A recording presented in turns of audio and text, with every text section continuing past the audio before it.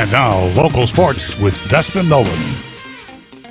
The Iowa men's basketball team dropped 4 of their last 6 contests going into Saturday's game against Michigan State. The Hawkeyes beat the Spartans 88-58 to improve to 15-6 on the season. The 15th ranked Hawkeyes shot lights out against Michigan State on Saturday. The Hawkeyes lived in downtown all game long.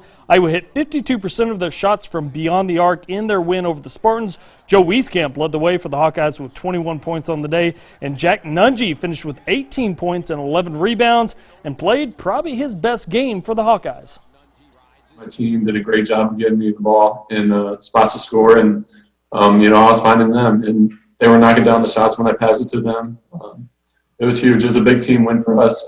Everybody across the board played well, and I think that's something that we can use going forward as momentum. We just played them, so we knew the scouting report. Like I said, from top to bottom, we knew what we needed to do, and everybody came out and executed.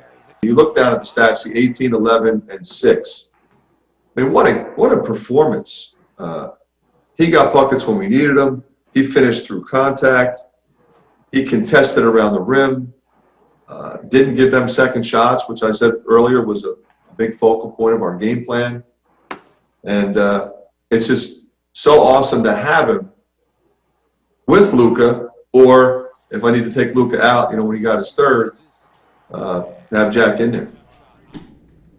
Ayo Dosunmu pulls off a magic trick time and time again. The All-American saved the day against Nebraska in a 77-72 win on Friday night. Dosunmu scored 10 straight points for the Illini to end regulation and scored 5 points to start overtime. Dosunmu led the way for the Illini with 31 points, making it a new career high in a Big Ten game. Dosunmu making a case for himself to be named the Big Ten Player of the Year, and if nothing else, he will be remembered as one of the greatest to ever lace it up for the orange and blue.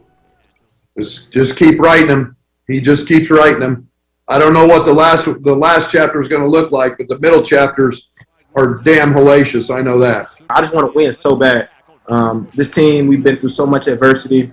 So, down the stretch, when we have a chance to win and when we do make plays to win, that raw emotion, that mentality to be the best and try to just win, it comes out.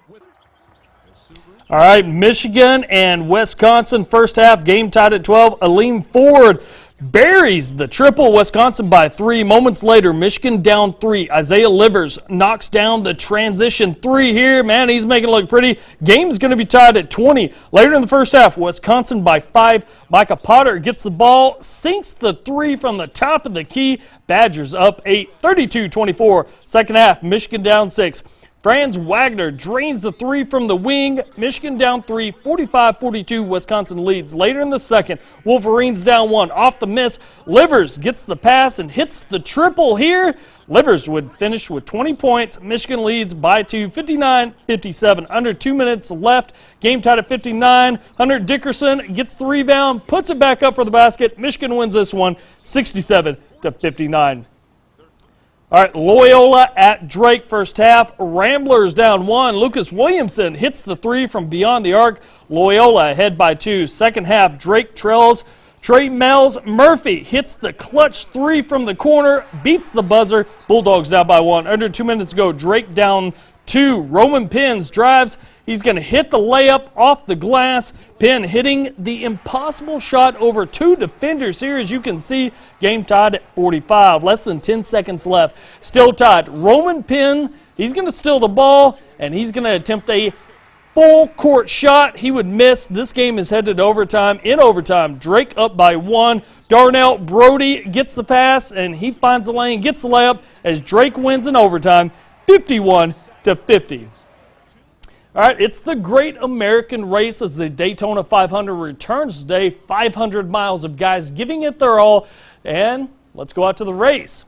Daytona Beach, Florida, man, what I wouldn't give for that kind of warm weather here in the Quad Cities. Awesome flyover here. Green flag, and the race is started, and here we go. Lap 3, fans holding up fingers in honor of Dale Earnhardt.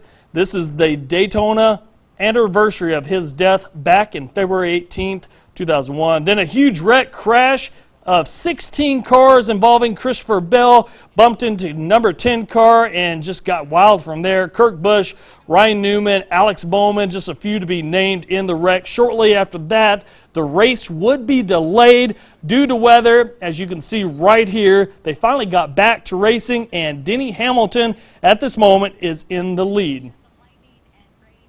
All right, last day of AT&T Pebble Beach Pro-Am. Jordan Spieth coming in as the leader, but that didn't last long as Daniel Berger went to work on hole 14.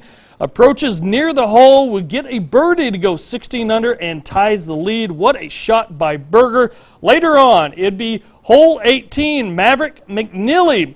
He would look for an eagle here, but it would be short. McNeely would get the tap it in here for the birdie to tie it. The lead is under 16. Then on hole 18, Daniel Berger gets the eagle putt here to win, and he would win with 18 under. You'd shoot 65, so congratulations to him. And that's it for sports. I'll send it back to you, Eric. All right, Dustin, thank you.